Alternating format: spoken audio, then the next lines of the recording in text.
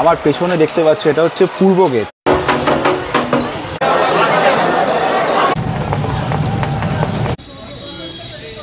তখন উনি বাংলাদেশে ছিলেন, তখন তো বাংলার ভারতবর্ষ তখন এক ছিল। মন্দিরে কিছু কেস ছিল, অনেকটা কিন্তু সিঁড়ি দিয়ে উঠতে হবে এইভাবে, থাকাটা এখানে বাঁধতে হবে। এখানে সব থেকে একটা ভয়ঙ্কর জিনিস হচ্ছে, সব কিছু যদি ইন্ট্রোতেই দেখিয়ে দিই তাহলে পুরো ভিডিওতে কি দেখবেন। তাই এরকমই কিছু রোমাঞ্চকর অভিজ্ঞতা অর্জন করেছিলাম দেওঘর ভ্রমণের তৃতীয় দিনে। আগের দিন দেওঘর এসে বাবা বৈদ্যনাথ মন্দির দর্শন করেছিলাম, সেই ভিডিও দুটোর লিঙ্ক ডেসক্রিপশানে দিয়ে দিলাম। আর আজকে ছিল এখানকার বেশ কিছু দর্শনীয় স্থান ঘুরে বেড়ানো, তবে তার আগে একবার সকালে বাবার দর্শন না করলেই নয়। আর সাথে বৈদ্যনাথ মন্দির নিয়ে আরও বেশ কিছু তথ্য এই ভিডিওতে রইল, তাই অনুরোধ পুরো ভিডিওটা দেখুন, তাহলে অনেক কিছু জানতে পারবেন এবং ভিডিওটা একটু বড় হলেও হতে পারে। এবার চলুন বাবার নাম নিয়ে বেরিয়ে পড়া যাক। হর হর মহাদেব।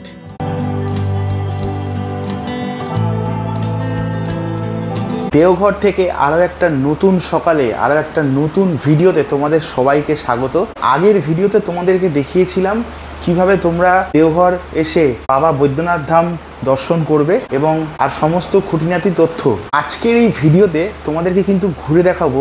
এই দেওঘরেই কিন্তু বেশ কিছু জায়গা আছে, যেমন আছে তপবন, নওলাখা মন্দির, ত্রিকুট পর্বত, এই আরো অনেক কিছু আছে। আজকের এই ভিডিওর মাধ্যমে তোমাদের সমস্ত কিছু ঘুরে দেখাবো এবং বলবো যে এই জায়গাগুলো ঘুরতে কিরকম কি খরচ আছে এবং এই জায়গাগুলোর ইতিহাস বা গল্প। সকাল সকাল তৈরি হয়ে গেছি একদম নতুন বেশে, এবার বেরোবো, কিন্তু তার আগে কিন্তু বাবার দর্শন কিন্তু একদম করতে হবেই। এখন ঘড়িতে সময় হয়ে গেছে সকাল 6:30। এখন আমি বেরোবো, বাবার মন্দির দর্শন করব। তোমাদের আগের ভিডিওতে দেখিয়েছিলাম কিভাবে তোমরা বাবা বৈদ্যনাথ ধাম মন্দির দর্শন করবে। আজকের এই ভিডিওতে সকালের একটু তোমাদের ভিউটা তোমাদের দেখাবো, যে মন্দিরের ভিউটা সকালবেলায় কিরকম লাগে। চলো আজকের দিনটা বাবার নাম বেরিয়ে পড়ি, তো তোমাদের সুন্দরভাবে ঘুরিয়ে দেখাবো আজকের এই দেওঘর শহর। চলো এবার বেরোনো যাক বাবার মন্দিরের উদ্দেশ্যে। বেরিয়ে পড়লাম হোটেল থেকে। এই হচ্ছে দেওঘর শহর। ঠান্ডা মোটামুটি আছে, টুকটাক চলে যায়। এখন আমার গন্তব্য কিন্তু হচ্ছে বাবা বৈদ্যনাথ ধাম। এখান থেকে জাস্ট পায়ে হেঁটে কিছু দূর, সকালবেলা বাবার দর্শন করে তারপরে বেরোবো সমস্ত সাইট সিন কভার করার জন্য। এখান থেকে মন্দির খুবই কাছে, মন্দিরের সামনে সমস্ত কিছু তোমরা ডালার দোকান পেয়ে যাবে। তোমাদেরকে দেখাচ্ছি মন্দিরের সামনে গিয়ে। কালকে যখন আমি পুজো দিতে এসেছিলাম, আমার পেছনে দেখতে পাচ্ছ এটা হচ্ছে পূর্ব গেট। এই ভাইয়ার দোকানে আমি জুতো রেখেছিলাম, তো এখানে তোমরা কিন্তু পেড়া পেয়ে যাবে। পেড়া কিতনা করকে? 400 টাকা কেজি কিন্তু পেড়া। এখান থেকে কিন্তু বেশ বড় বড় সাইজের কিন্তু পেড়া আছে, এখান থেকে কিন্তু তোমরা পেড়া নিতে পারো।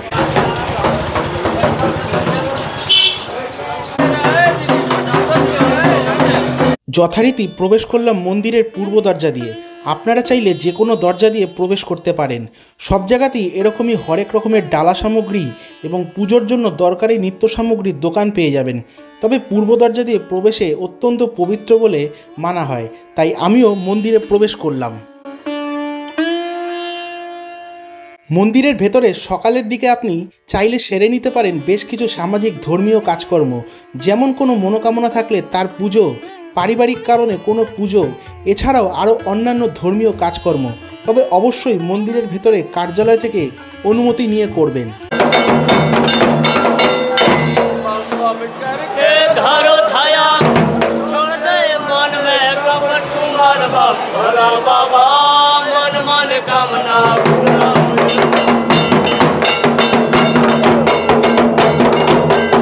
ভোর 5টা থেকেই বাবার মাথায় জল ঢালার জন্য লাইন শুরু হয়ে যায়।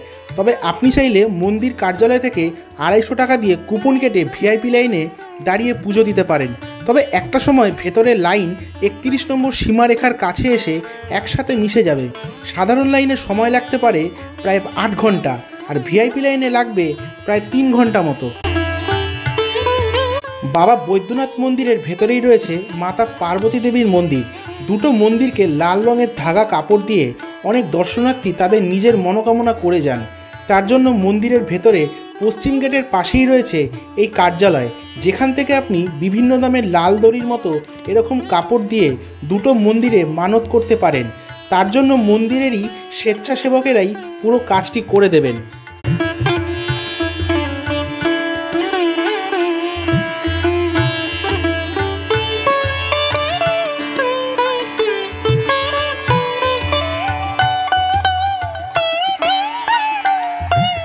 এছাড়াও মন্দিরের ভেতরে রয়েছে পুজো দেওয়ার জন্য ফুলের দোকান এবং আরতি সামগ্রীর জন্য বেশ কিছু দোকান সমূহ।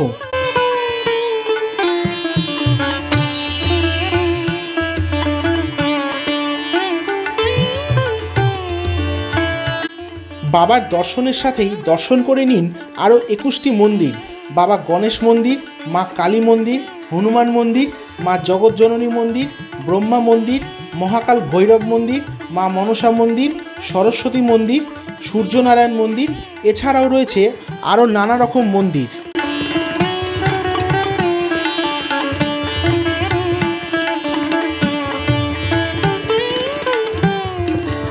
সকাল সকাল বাবার মন্দির দর্শন করলাম। গর্ভগৃহ আর যাইনি, কেন আমার কাছে সময় খুবই কম। আমি কালকেই করে এসেছি, আজকে আর গর্ভগৃহে যাইনি। মন্দিরের ভেতরে গেলাম, তোমাদেরকে দেখালাম। কেমন লাগলো তোমরা অবশ্যই জানাও। আর এখন সময় হচ্ছে সকাল 8:45। এখন যাব হচ্ছে সাইট সিনের জন্য। আমার যে টোটোওয়ালা বুক করা আছে সেই দাদা আসবে তার সাথে। তার আগে কিন্তু সকালে ব্রেকফাস্ট মাস্ট।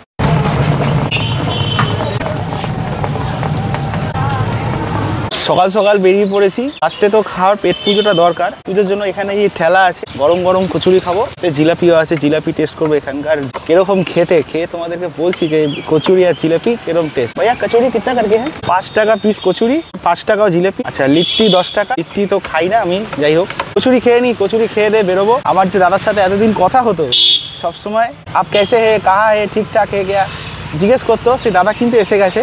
সব কিছুই জানাবো, আগে পেট পুজো তারপরে। এই দেখো গরম গরম ফুলকো লুচি দিয়ে দিয়েছে, আর এই হচ্ছে সবজি, আর সাথে রয়েছে এটা চাটনি। এবার এই এখানকার দেওঘরের কচুরি খাই আগে।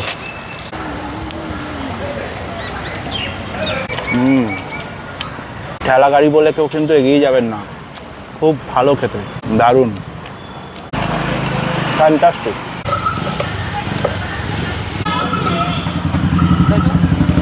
তোমরা যখন বৈদ্যনাথ ধাম আসবে, সাইট সিনের জন্য বেরোবে, এই যে টাওয়ার চকের যে মোড়টা আছে, এই মোড় থেকে বাদিকে আসলে এই যে দাদা আছে, এনার দোকান থেকে কিন্তু অবশ্যই লুচি আর জিলেপি কিন্তু টেস্ট করবে, খুব ভালো খেতে। আমি 8খানা লুচি খেয়েছি 40 টাকা, আর একটা জিলেপি 5 টাকা, টোটাল হয়েছে 45। এবার বেরোনো যাক।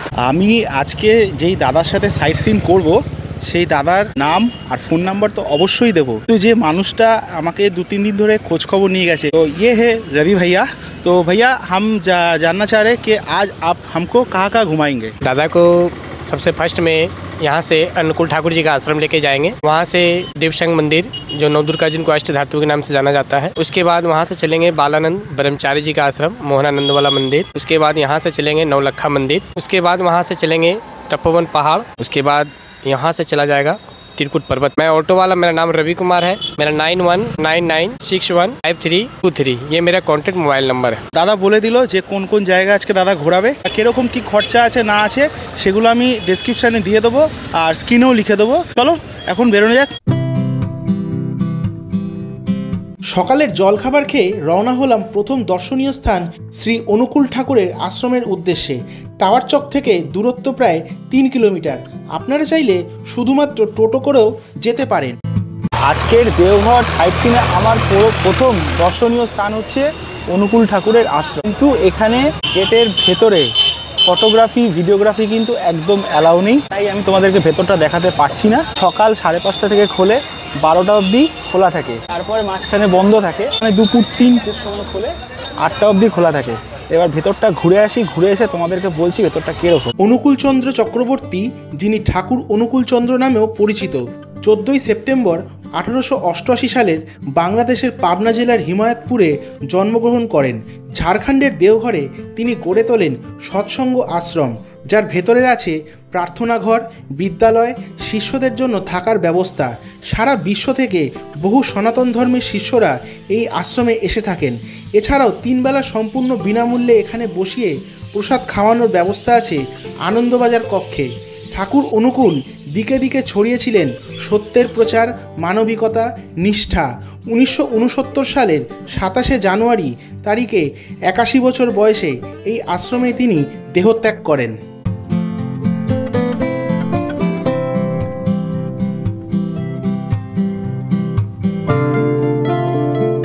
সৎসঙ্গ আশ্রম থেকে 2 কিলোমিটার দূরে রয়েছে নবদুর্গা মন্দির।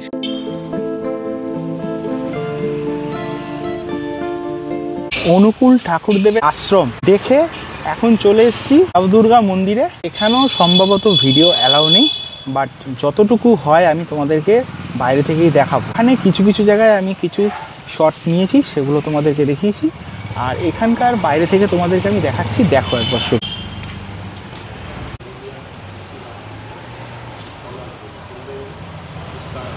এইখানে নবদুর্গা মন্দিরে আমি এসেছি। ভেতরে তো ক্যামেরা বা ভিডিওগ্রাফি অ্যালাউ নেই। এখানে ঠাকুরমশাই আছে, ওনার মুখ থেকে এখানকার ছোট্ট করে একটা ইতিহাস শুনে নেব। বলছি আপনাকে, যেটা আমাদের এই যে আশ্রমটা হচ্ছে শ্রীমৎ নরেন্দ্রনাথ ব্রহ্মচারী। উনি আগে আমাদের তো তখন উনি বাংলাদেশে ছিলেন, তখন তো বাংলার ভারতবর্ষ তখন এক ছিল, তখন তো আলাদা ছিল না। 1948 সাল মসিহাতে উনি এখানে এসেছিলেন। আসার পরে উনি এদিকে সাধন ভোজন করছিলেন, কিছুদিন কারমাটারে, কিছুদিন কলকাতাতে। ওনার গুরুদেবন হচ্ছেন ব্রহ্মর্ষি সত্যদেব মহারাজ, जो कि এখান থেকে কিছুটা প্রায় 60-65 কিলোমিটার দূরে কর্মটার আছে। সেখানে ওনার সাধনার গৃহ ছিল। সেখান থেকে উনি পুরী গেছিলেন, অন্যান্য জায়গাতে উনি সাধন ভোজন করেছিলেন। করার পরে লাস্টে উনি ওনার যে কিছু শিষ্য সামন্ত হয়েছিল, সেই শিষ্য সামন্তরা যখন ওদের একটা জায়গাতে সাধনাস্থল চিন্তা ভাবনা করলেন, তখন উনি এই বৈদ্যনাথ ধামে হৃদয় পীঠে উনি একটা আশ্রমের ব্যবস্থা করলেন। তখন এখানকার যারা পুরনো এখানে অনেকগুলো বাড়ি ছিল, তাদের সেই তাদের বাংলাদেশের মধ্যে কিছু লোক তারা ডোনেশন দিয়ে বলল যে বাবা আপনি এখানে মন্দিরটি করুন। তো উনার স্বপ্ন আদেশে এই যে মন্দির যে তৈরি হয়েছে, মা হৈমবতী রূপে উনি প্রতিষ্ঠিত। উনি নির্ধারিত করে স্বপ্নেতে উনি দর্শন করেছিলেন। দর্শন করার পরে ওনাকে এখানে স্থাপনা করেছেন। স্থাপনা করার পরে আর ওনাদের যতগুলো শিষ্য সামন্ত ছিলেন, সেই শিষ্য সামন্তগুলোকে নিয়ে এখানকার যে আমাদের মেন যে সাধনা বা করার যে পথ, সেটা হচ্ছে সত্যের পথ। প্রতিষ্ঠা মানে প্রত্যেকটা লোককে রেসপেক্ট করা উচিত, ঠিক আছে? আর রেসপেক্ট, যেখানে আপনি রেসপেক্ট করবেন, সম্মান দেবেন, সম্মান দিতে গেলে আপনার হচ্ছে সেখানে কিছুক্ষণ আপনাকে দাঁড়াতে হবে, ঠিক আছে? আর রেসপেক্ট করলে দাঁড়াতে হবে। আর তারপরে হচ্ছে যখনই রেসপেক্ট করবে তার প্রতি আপনার একটা প্রেম ভাব তৈরি হবে। আমরা কি করি, বেশিরভাগ লোকে ভুল করে ফেলি যে ছোটদের হয়তো কিছু লোককে আমরা রেসপেক্ট করি আর কিছু লোককে বাইপাস করে চলে যায়, হ্যাঁ না? তো বাইপাস করে চলে যাওয়া মানে অসম্মান করা হলো। পুজো মানে কোন আপনার ফুল বা জল বা বেলপাতা বা কাপড় জামা দিয়ে দেওয়া, এটা কোনো পুজো নয়। ফুলটা হচ্ছে একটা প্রেমের প্রতীক। যে কোনো একটা ফুল তার সময় না হলে সে গাছে এসে ফোটে না। তো সেই ফুলটাকে আমরা প্লাগ করে নিয়ে এসে মায়ের কাছে দিচ্ছি প্রতীক রূপে। বেশিরভাগ লোক হচ্ছে মন্দিরে এমনি জাস্ট গেল, কিন্তু থ্যাংক ইউ বলতে কেউ যায় না। যেদিন আপনার ভেতর থেকে থ্যাংক ইউ বলতে আপনি মন্দিরে যাবেন, সেদিনই আপনার মন্দিরের পুজো পাঠ শুরু হলো। আর আমাদের আশ্রমের এই যে নিয়ম বা যেগুলো করা আছে বা এখানে হচ্ছে আমাদের সত্য প্রতিষ্ঠা হচ্ছে প্রত্যেকটা লোকের রেসপেক্ট দেওয়া হয়, সম্মান দেওয়া হয়। আর সম্মান আর রেসপেক্ট দিলেই আপনার ওনার ঈশ্বরের পূজা শুরু হল। ঈশ্বর সমস্ত সব জায়গাতে উনি প্রতিষ্ঠিত আছেন। এই হচ্ছে আমাদের এখানকার ভাবধারা, ঠিক আছে? ঠাকুরমশাইয়ের সাথে কথা বলে খুবই ভালো লাগলো, খুব ভালোভাবে গুছিয়ে বললেন। ধন্যবাদ আপনাকে।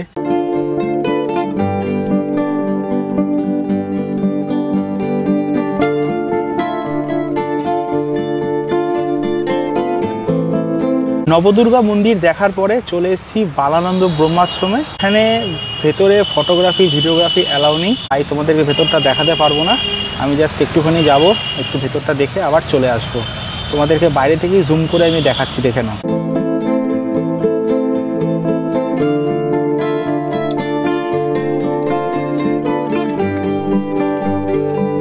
এখানকার যে বাবা আছেন, বাবা বালানন্দ, ওনার এখানে সমস্ত পুরনো দিনের গাড়ি রয়েছে। ভেতরে কিন্তু আরও মন্দির আছে, ত্রিপুরা মন্দির, মা কালী মন্দির, মোহন মন্দির, বিভিন্ন মন্দির আছে। এখানে আসলে কিন্তু তোমরা দেখতে পাবে। ভেতরে কিন্তু ফটোগ্রাফি, ভিডিওগ্রাফি স্ট্রিক্টলি বারণ আছে, এই জিনিসগুলো একদম কেউ করবে না। এবার এখান থেকে বেরিয়ে আমাদের পরবর্তী গন্তব্যের দিকে যাওয়া যাক। বালানন্দ স্বামীর আশ্রম থেকে কিছুটা দূরেই রয়েছে নওলাখা মন্দির। সকাল 7টা থেকে দুপুর 12টা অবধি এবং দুপুর 2টো থেকে সন্ধ্যে 7টা অবধি এই মন্দির প্রাঙ্গণ খোলা থাকে।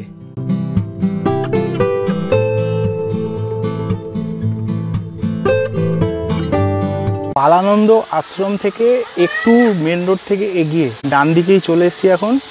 এইখানে নওলাখা মন্দির, মন্দিরের কাজকর্ম চলছে। মন্দিরে কিছু কেস ছিল, এখনকার কেন্দ্রীয় সরকার আসার পরে কেসটা উঠে মন্দিরের পুনঃসংস্কারের কাজ চলছে।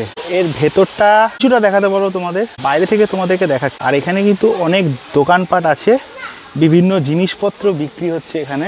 নওলাখা মন্দিরটি রানী চারুশীলা দ্বারা নির্মিত হয়েছিল, যিনি কলকাতার পাথুরিয়াঘাটার বাঙালি রাজপরিবারের অন্তর্ভুক্ত ছিলেন। চারুশীলা তার স্বামী অক্ষয় ঘোষ এবং ছেলে যতীন্দ্র ঘোষকে অকালে হারান। পরে দেওঘরে থাকাকালীন চারুশীলা সাধক বলানন্দ ব্রহ্মচারীর সাথে দেখা করেন। ওনার পরামর্শে তিনি নওলাখা মন্দির নির্মাণের সিদ্ধান্ত নেন। নির্মাণের জন্য 9 লাখ টাকা খরচ হয়, যার ফলে এটির নাম হয় নওলাখা। মন্দিরটি 146 ফুট লম্বা, গ্রানাইট এবং মার্বেল দিয়ে তৈরি। ভেতরে রাধাকৃষ্ণ এবং বলানন্দ ব্রহ্মচারীর মূর্তি রয়েছে। প্রবেশদ্বারে রানী চারুশীলার একটি ভাস্কর্য রয়েছে। মন্দিরের স্থাপত্য নকশা রামকৃষ্ণ মিশরের বেলুড় মঠের অনুরূপ।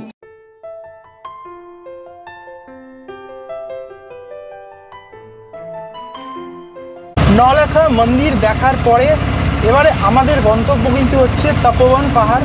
এই যে রাস্তাটা দিয়ে যাচ্ছি, রাস্তাটা কিন্তু দারুণ সুন্দর রাস্তা। 4 থেকে 5 কিলোমিটারের দূরত্ব তপোবন। এখানে বেশ অনেকটা সময় লাগবে, আর ওটা অ্যাকচুয়ালি একটা হিস্টোরিক্যাল প্লেস। ভিডিওর মাধ্যমে আমি সব কিছুই বলবো যে তপোবন কেন বিখ্যাত, কি এর হিস্টোরি কী আছে।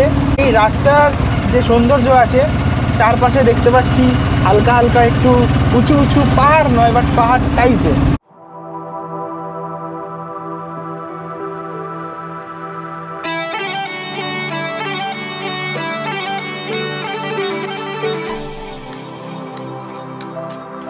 এরপর পৌঁছালাম তপোবন, যাকে ঘিরে রয়েছে বেশ কিছু পৌরাণিক ইতিহাস। এখানে প্রায় অনেকটা সময় কাটিয়েছিলাম। যদি আপনারা হনুমানজি মন্দির যান তাহলে গাইড আবশ্যক, বেশ কিছু ইতিহাস জানতে পারবেন।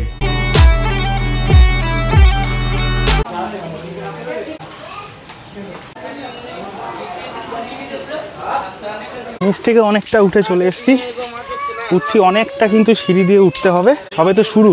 নিচে বালানন্দ বাবাজি মন্দির, ওটাও দেখলাম। আর এখানে কিন্তু প্রচুর হনুমান আছে, মোবাইল ব্যাগ ট্যাগ সবকিছু সামলে। আর এখানে আসতে গেলে কিন্তু গাইড কিন্তু অবশ্যই দরকার।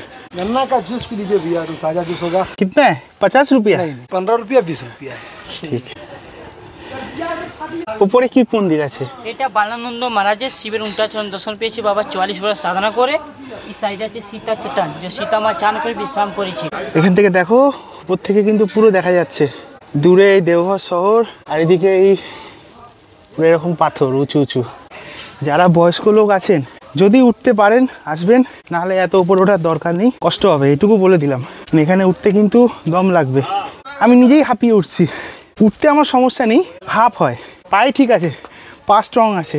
245টা সিঁড়ি উঠতে হবে, তো সেইভাবেই উঠবেন। কিন্তু এইখান দিয়ে উঠে আসলে এদিক দিয়ে সিঁড়ি আছে, এটা ইজি। আর এইদিকে পাহাড়ি রাস্তা।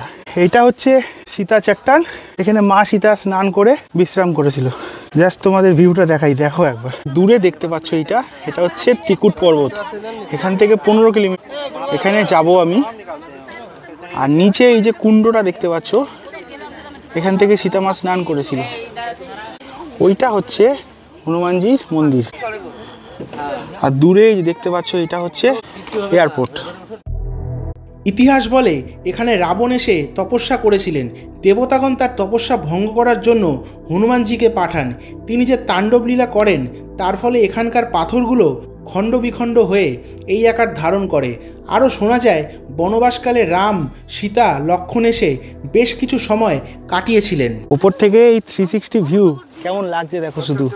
আমার এই ঠিক পেছনে রয়েছে ত্রিকুট পাহাড়, সেই পেছনে রয়েছে এয়ারপোর্ট, এটা নতুন তৈরি হয়েছে। দারুণ দারুণ লাগছে, একদম খুব সুন্দর। এবার যাব হচ্ছে একটা হনুমানজির মন্দির। এখানেও কিছু পাহাড়ের এরকম ভাঙা অংশ আছে, এই হচ্ছে পাহাড়ের কিছু ভাঙা অংশ। এখানে যাওয়ার কিছু নেই, দারুণ লাগছে, নামতেই ইচ্ছা করছে না। এখান থেকে নামতে হবে, নেমে ওইখানে যাব। এই ভাইটাকে দাঁড় করিয়ে রেখেছি শুধু শুধু, কিভাবে যেতে হয় জানি না, নিয়ে যাবে আজকে আমাকে। তারপর এখান থেকে হয়ে নেমে যাই হোক সকালের কিছু টুকটাক খাবার খেয়ে দই চিড়ে খাবো। এখানকার খুব বিখ্যাত একটা দই চিড়ের দোকান আছে। তারপরে যাবো হচ্ছে ওই ত্রিকুট পাহাড়ে। তোমরা যদি এখানে আসো এই ভাইটার সাথে আসতে পারো, এই ভাইয়ের নাম্বার ভিডিওতে দিয়ে দেবো, দাম টাম দেখে নেবে, ঠিক আছে, বেশি পয়সা দেবে ঠিক আছে, ছোট ভাই বুঝে শুনে দেবে। হ্যাঁ, আমি কিন্তু আমার দর্শকদের বলে দিলাম, ঠিক আছে, যদি আসে আমি নাম্বার দিয়ে দেবো, কিন্তু কেউ যদি বেশি পয়সা চেয়েছে তাহলে কিন্তু কেউ আসবে না। একটা মোটামুটি ডিমান্ড করবে যাতে সবাই আসতে পারে, সেরকম ভাবেই তোমরা আসবে। যাই হোক দেখে শুনে দেবে, ওর যা রেট আছে। চলো এবারে ওই হনুমানজির মন্দিরের দিকে যাই। এখান দিয়ে নিচে নামতে হবে, এখানে শিবজির উল্টা চরণ রয়েছে, নামতে কিন্তু কষ্ট আছে, 5টা সিঁড়ি আছে, জাস্ট বেশি সিঁড়ি নেই, একটু দেখে নামতে হবে। আর আমি এমনি 6 ফুট, আমার একটু অসুবিধা হবে। এই দেখো সবাই নামছে, দেখো এখান দিয়ে কিভাবে নামতে হবে।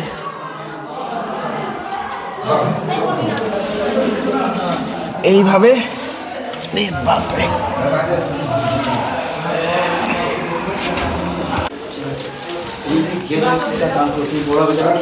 এই হচ্ছে জায়গা, এইখান দিয়ে বেরোতে হয়। ওই সেই ভেতরে 5টা সিঁড়ি নেমে আমার জান তো কয়লা হয়ে গেছে। কষ্ট হয়নি, এত লম্বা তো ওই জন্য একটু অসুবিধা হয়। তো এবার যাচ্ছি এই ওপরে, একেবারে পাহাড় চড়ে উঠতে হয়, একটু দেখে আসবে, পাটা কিন্তু স্লিপ খেতে পারে। জয় শ্রীরাম, বজরঙ্গ বলি। এইখান দিয়ে আসার পরে হনুমানজির মন্দির যাওয়ার 2টো রাস্তা আছে, এটা একটা আর এই একটা রাস্তা। ইয়ে শর্টকাট হে আর এই লং কাট হে, কিন্তু এখানে অ্যাডভেঞ্চার আছে, ওই অ্যাডভেঞ্চার করার ইচ্ছা আছে, কিন্তু আমার হাইটের প্রবলেম হবে, একটু হাইট প্রবলেম আছে, যার জন্যই আমাকে এখান দিয়ে যেতে হবে। এই দেখো এইভাবে নামতে হবে, একটু দেখে নামলে কিন্তু কোনো অসুবিধা নেই। শুধুমাত্র হাতে মোবাইল ব্যাগটা রয়েছে, নালে আরও তাড়াতাড়ি নেমে যেতাম। তো ভগবানের কাছে যেতে গেলে একটু কষ্ট তো করতেই হবে। আর এখানে দেখো একটা ঢাল মতো আছে, খুব আস্তে আস্তে আস্তে নামতে হবে। কিন্তু আমি যদি আমার এই হাইট চেহারা নিয়ে আসতে পারি, সবাই আসতে পারবে, কিন্তু বয়স্ক লোকদের আসা, যাদের হাঁটু ফাটুতে প্রবলেম আছে, তাদের ক্ষেত্রে কিন্তু একটু চাপ আছে। ভাইটা ঠিক বলেছিল যে জল নিয়ে আসতে, অসুবিধা নেই। তা জঙ্গলের মধ্যে ঢুকে গেলাম। পরে আস্তে আস্তে হনুমানজির মন্দিরের যেতে এখানে একটা ইতিহাস আছে, আমার ভাইটা বলবে। জয় শ্রীরাম। जय श्री राम। आप लोग बाबा धाम दर्शन किए भैया? बाबा धाम से ही जुड़ा हुआ है तपोवन। गर्जना होने लगे, रावण की तपस्या भंग हुई। कोई भंग करने का प्रमाण सीता माँ पूछते हैं, भक्त तुम्हारा क्या तुम प्रमाण दिखाओ। इस अयोध्या में बुक चीर के दिखाए थे, इस तरह पहाड़ चीर के दिखाए।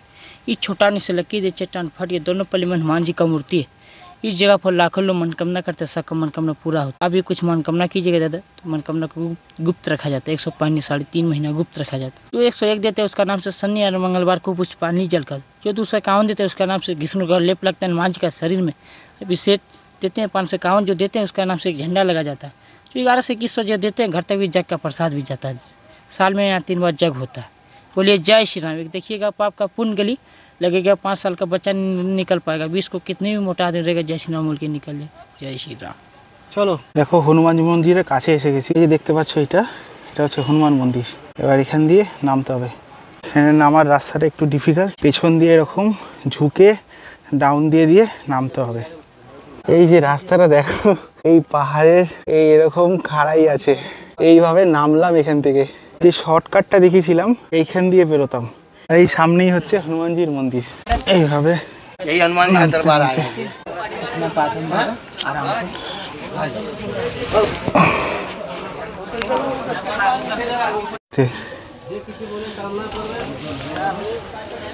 এই হচ্ছে হনুমান মন্দিরের রাস্তা। এখানে সব ধাগা টাগা বাঁধা আছে। এই যে এখান দিয়ে এইভাবে নামতে হয়। এটা মন্দিরের এই যে পাহাড়টা, যখন হনুমানজি বুক চিরে রাম সীতার দেখিয়েছিল, এটা হচ্ছে এই যে দেখতে পাচ্ছ এখানে, এটা সেই জায়গা। এখানে তুমি তোমার যে মনোকামনা করবে, যে মানস করবে, এটা গুপ্ত রাখতে হয়। গুপ্ত রেখে মানস কামনা করে এই ধাগা এখানে বাঁধতে হয়। বাঁধার পরে তারপর প্রণাম করে নেমে যাবে। চলো এবার আমার পালা।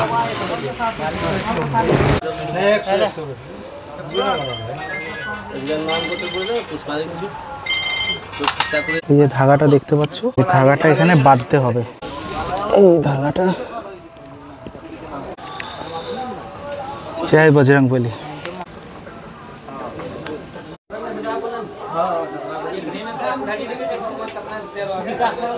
আসতে যতটা কষ্ট নেমে গেছি, আর কি আছে দেখি। অ্যাডভেঞ্চারই অ্যাডভেঞ্চার। এরকম শুয়ে নামতে হবে, কিন্তু পা কিন্তু ওঠালে মুশকিল।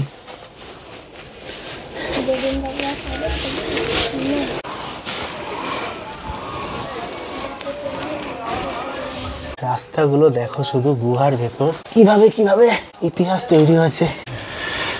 এখনো অ্যাডভেঞ্চার বাকি আছে।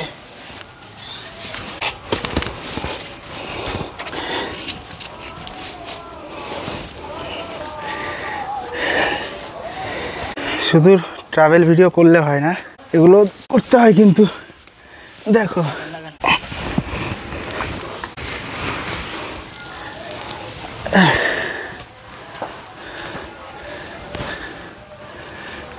চলে এসছি, যা অ্যাডভেঞ্চার করার করে এসছি, আর কিছু নেই। এবারে নর্মাল সিঁড়ি রাস্তা আছে, এবার রাস্তা দিয়ে একদম নিচে যাব। বহুত জল পিপাসা পাচ্ছে, কষ্ট হচ্ছে না, আবার জল পিপাসা পাচ্ছে খুব। সবাই দেখছে আমাকে আর হাসছে। এটা কিছু করার নেই, ভগবানের দরবারে আসলে একটু কষ্ট করতেই হবে। আর এরা রেগুলার করে, আমরা তো একবার বছরে একবার আসবো। দাদা বলছে ভালো লেগেছে, হ্যাঁ ভালো লেগেছে, একদম খুব ভালো। তপোবন পাহাড় থেকে নেমেছি, এখন নিয়ে নিয়েছি এখানকার দহি চূড়া, মানে আমাদের বাংলায় দই চিড়ে, ঠিক আছে। এই দই চিড়ে দিয়ে খাবো। খেয়ে দিয়ে দাদা নিয়ে যাবে আমাকে ত্রিকুট পর্বত, যেটা আমার ঠিক সোজাসুজি একদম রয়েছে। এখান থেকে 16 কিলোমিটার ডিস্টেন্স, পুরো একদম দই আর চিড়ে। দই চিড়ে এখানে কিন্তু খুব ফেমাস, মানে এই দোকানটাই এখানে দই চিড়ে আগে শুরু হয়েছিল। তপোবনে এসে যেই দোকানে এতক্ষণ ছিলাম, এই দোকানে চা খেলাম, আর এই দোকান থেকে এই যে, আর এই দোকানের নাম কিন্তু হচ্ছে মনীষ স্টোর। এ দাদা আপনার নাম মনীষ ভাইয়া? হয়তো গামছা পরে আছে, ওই জন্য সামনে আসতে পারছে না। ঠিক আছে, আর এরা এখানকার লোকাল লোক, সবাই খুব ভালো। এ ভাই কোথায় গেল? এদিকে এ दुकान का छोटा मालिक है, ठीक है। এ দাদা যে আগে ইনি কা দোকান है। এখানে যখনই আসবেন এই মনীষ স্টোরে আসবেন, দই চিড়ে কিন্তু পাবেন এখানে, দই চিড়ে আর পকোড়ি আছে, মুড়ি ফুড়ি আছে, কোল্ড ড্রিঙ্কস বাগেরা, কচুরি সব কিছু পাবেন। আরও প্রচুর দোকান আছে, এই দোকানে আসবেন, ঠিক আছে। ঠিক আছে দাদা, আসছি। ত্রিকুট পাহাড় ভারতের ঝাড়খণ্ড রাজ্যের দেওঘর শহর থেকে 10 কিলোমিটার দূরত্বে দুমকা যাওয়ার পথে অবস্থিত একটি পাহাড়। যাওয়ার পথে দূর থেকে একটি চূড়া গণেশ ঠাকুরের মুখের আকৃতির মতো দেখতে লাগবে। এই দৃশ্য একদমই দেখতে ভুলবেন না।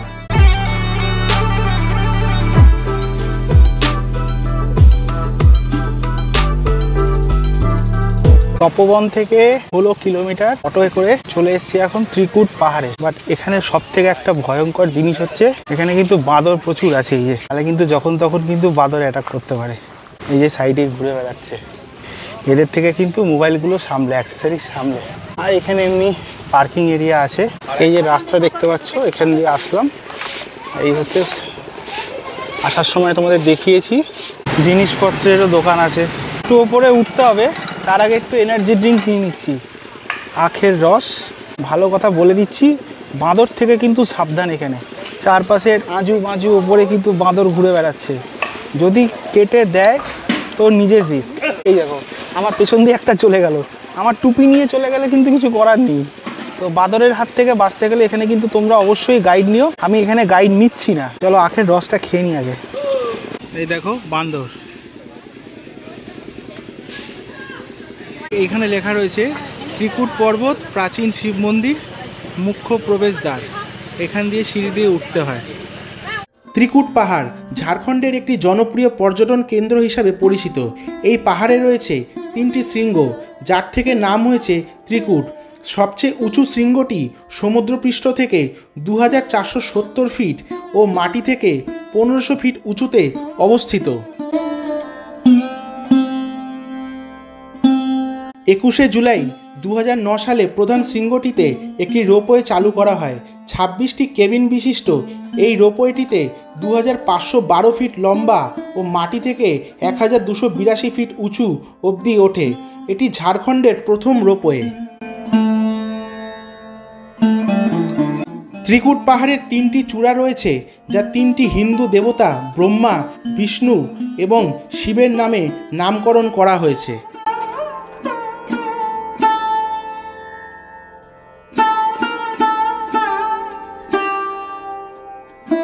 10 মিনিট মতো সিঁড়িপথ বেয়ে উপরে উঠে দেখতে পাবেন প্রাচীন শিব মন্দির, মাতা পার্বতী মন্দির এবং গণেশ মন্দির, এবং আরও একটি উপরে উঠলে রয়েছে একটি আশ্রম। তার উপরে উঠতে গেলে জঙ্গলে রাস্তা, তাই সেখানে গাইড অবশ্যই নিয়ে যাবেন এবং একটু দাম দর করে নেবেন। আমার পেছনে যেটা দেখছো ত্রিকুট পর্বত, এই হচ্ছে ত্রিকুট পর্বত। এই দূরে দেখতে পাচ্ছ এটা রোপওয়ে ছিল, রোপওয়ে করে যাওয়া যেত, কিন্তু রোপওয়েতে একটা অ্যাক্সিডেন্ট হয়ে গেছে, সেটা 1 বছর ধরে বন্ধ আছে। এটা 2022-এর 10ই এপ্রিলে এই অ্যাক্সিডেন্টটা হয়। তারপর থেকে কোর্ট পারমিশন দেয়নি, এখানে রোপওয়েটা বন্ধ করে দিয়েছে। তোমাদের দেখাচ্ছি রোপওয়ের কোথাও অবধি যায়। এখানে দেখো এই যে রোপওয়ের এগুলো করা রয়েছে, টাওয়ারগুলো দেখতে পাচ্ছ, এই ওপর অবধি রোপওয়ে যায়।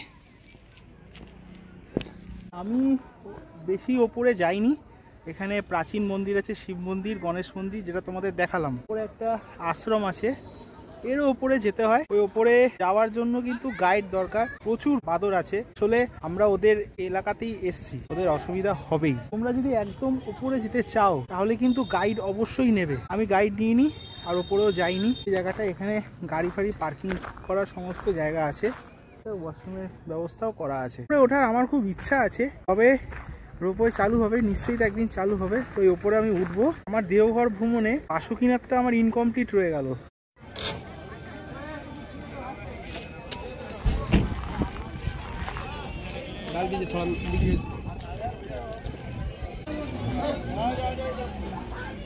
সকালবেলা বেরোনোর পর রবি ভাইয়ার সাথে ঘুরলাম। এই ত্রিকুট পর্বতই ছিল আমাদের আজকের শেষ দর্শনীয় স্থান। দাদার সাথে ঘুরে খুবই ভালো লাগলো। আমি দাদার ফোন নাম্বার ডেসক্রিপশনে দিয়ে দিচ্ছি আর নিচে লিখে দিয়ে দিচ্ছি স্ক্রিনে। তোমরা অবশ্যই দাদার সাথে আসবে, ব্যবহারও খুব দাদার ভালো। সবসময় যখন আসবে দাদার সাথে কন্ট্যাক্ট করে আসবে আগে থেকে। এই হচ্ছে দাদার অটো। এখানে দাদা এই অটো মে কিতনা আ জায়গা এক সাথ? 3 2 5 লাস্ট 5 জন কিন্তু চলে আসবে। যদি কেউ সংখ্যায় বেশি থাকো তাহলে দাদা অটো অ্যারেঞ্জ করে দেবে, ঠিক আছে, কোনো অসুবিধা নেই। আর এই যে বাঁধো রুকি মারছে ওখান থেকে।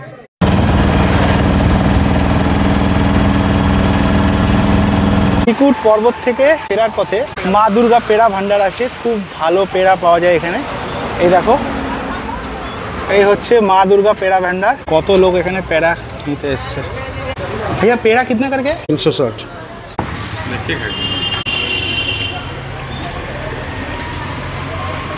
এইটুকু খেয়ে পেট ভরছে না, আরো খেতে হবে, ভালো খেতে। মা দুর্গা পেড়া ভান্ডার থেকে নিয়ে নিয়েছি সকলের জন্য পেড়া। এটাও এক বাবার প্রসাদই। এখানে দেওঘরে আসলে যেখান থেকেই পেড়া নাও না কেন সবটাই বাবার প্রসাদ। এখানে কিন্তু কেজি প্রতি 360 টাকা করে নেয়। কেন অ্যাকচুয়ালি পেড়ার যে কোয়ালিটিটা না, যেগুলো দেওঘরে আছে, তো ওখান থেকে মালাইটাকে রসটাকে বের করে নেয়। এখানে কি রসটা বের করে না, যার জন্য কোয়ালিটিটা ভালো থাকে। তো আমি এখান থেকেই নিলাম, পরিবারের জন্য, বন্ধুবান্ধবের জন্য, সবার জন্যই নিয়েছি। এবার যাচ্ছি দেওঘর। আরও একটা ইনফরমেশান তোমাদের দিয়ে দিই, যদি ঘুরতে ঘুরতে কখনো তোমাদের কাছে ক্যাশ শর্ট পড়ে, এটা অ্যাকচুয়ালি একটা ইনফরমেশান। তো আমার যেহেতু ক্যাশ শর্ট পড়ছিল, এখানে যদি কেউ অনলাইন ইউজ করো, মানে ইউপিআই ইউজ করলে কিন্তু ভোডাফোন বা জিও কোনোটাই কিন্তু কাজ করবে না। এখানকার সবথেকে স্ট্রং নেটওয়ার্ক হচ্ছে এয়ারটেল। পেড়া ভান্ডারে যেমন আমি অনলাইন করতে গেলাম, নিল না। তপবনে খেতে গিয়ে আমার ওখানে আমি গাইডকে দিয়েছিলাম, গাইডের সাথেও কিন্তু আমার একই হলো, ওর থেকে ওয়াইফাই নিয়ে আমাকে কিন্তু পেমেন্ট করতে হলো। এই ছোট ছোট ইনফরমেশানগুলোই কিন্তু অনেক বড় কাজে লাগে। তো এইগুলো তোমাদেরকে দিয়ে দিলাম। এখন যাচ্ছি হচ্ছে হোটেলে যাব। আরও একটা জায়গা আমার খুব ঘোরার ইচ্ছা ছিল, বাসুকিনাথটা, কিন্তু বাসুকিনাথ গিয়ে আসাটা খুবই চাপ। এখন ঘড়িতে সময় হয়ে গেছে প্রায় দুটো যেতে কিন্তু মোটামুটি 2 ঘন্টা লাগবে।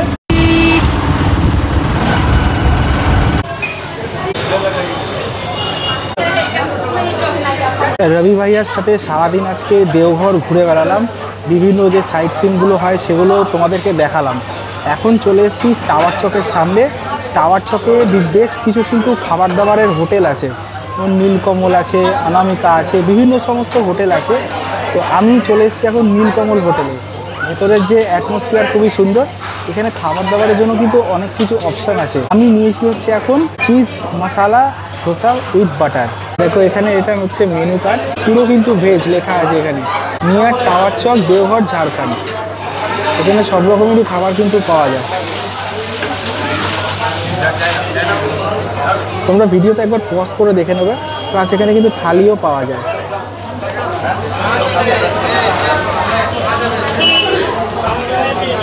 এই যে দেখছো চলে এসছে ধোসা, আবার চামচ দিয়ে খেতে দিয়েছে।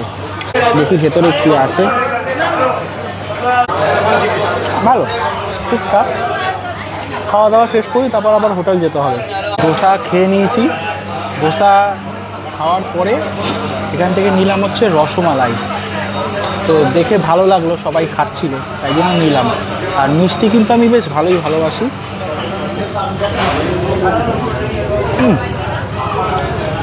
না ভাই, তো পুরো আইসক্রিম, ভালো খেতে কিন্তু।